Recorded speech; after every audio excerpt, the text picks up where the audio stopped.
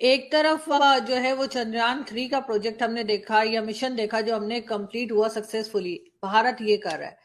پاکستان میں چرچز جلائے جا رہے ہیں، ایک نہیں بے شمار چرچ جی جلا ہاں، دیے، لوگوں کے جی ہاں. گھر توڑ دیے.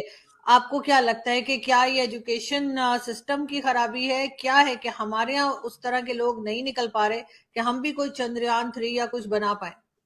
آپ کو یاد ہوگا کہ 1961 میں جب ڈاکٹر عبدالسلام نے پاکستان کا اسپارکو لانچ کیا تھا، space and upper atmosphere research organization, تو پاکستان نے 9 مہینے کے اندر اپنا سیٹلائٹ لانچ کر لیا تھا.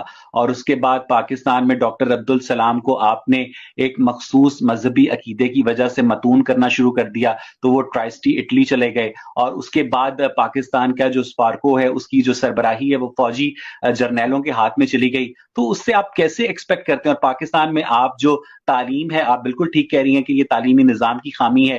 جب آپ کی جو فزکس کی کتاب ہے اس میں اسلامیت ہوتی ہے، آپ کی جو اسلامیت کی کتاب ہے اس میں اسلامیت ہوتی ہے، آپ کی کیمسٹری میں بھی اسلامیت ہوتی ہے، اور آپ کی کیا کہتے ہیں بایولوجی میں بھی اسلامیت ہوتی ہے. جو تعلیمی نظام نظریہ ارتقاء کو جھوٹ قرار دیتا ہو، اور جس تعلیمی نظام کے نزدیک مٹی کے پتلے میں جب پھونک ماری گئی اس سے انسان پیدا ہوا، اور اس کے بعد پسلی سے عورت پیدا ہوئی ہو، جس کی وجہ سے عورت ایک ٹیڑھی ہڈی ہے جس کو مولویوں کے نزدیک سیدھا کرنا ممکن نہیں ہے. تو اس تعلیمی نظام میں وہی عورتیں پیدا ہوں گی نا جن کو یہ مارنا جائز قرار دیتے ہیں. وہ عورتیں تو پیدا نہیں ہوں گی جو کہ آئی ایس آر او میں، جو کہ انڈین اسپیس ریسرچ آرگنائزیشن ہے، اس میں خواتین سائنٹسٹ کے طور پر کام کرتی ہیں. اس لیے ہمارا جو تعلیمی نظام ہے وہی دولے شاہ کے چوہے پیدا کرتا ہے، اور اس میں کوئی کریٹیوٹی نہیں ہے. آپ یہاں پر بچوں کے نمبر دیکھیں ذرا، آپ کو پتا چلے گا کہ 1100 میں سے 1200 نمبر آ رہے ہیں، آپ کو پتا چلے گا کہ 450 میں سے 450 نمبر آ رہے ہیں. نمبروں کی ایک سیل لگی ہوئی ہے،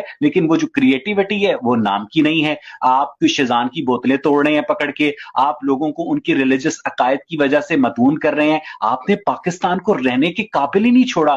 ہم اور آپ بچپن میں ایک نارمل ملک میں رہتے تھے تھوڑے سے، لیکن قسم سے ان مولویوں نے تو پکڑ کر اس ملک کی آرزو بینڈ بجا دی ہے، بینڈ بجا دی ہے.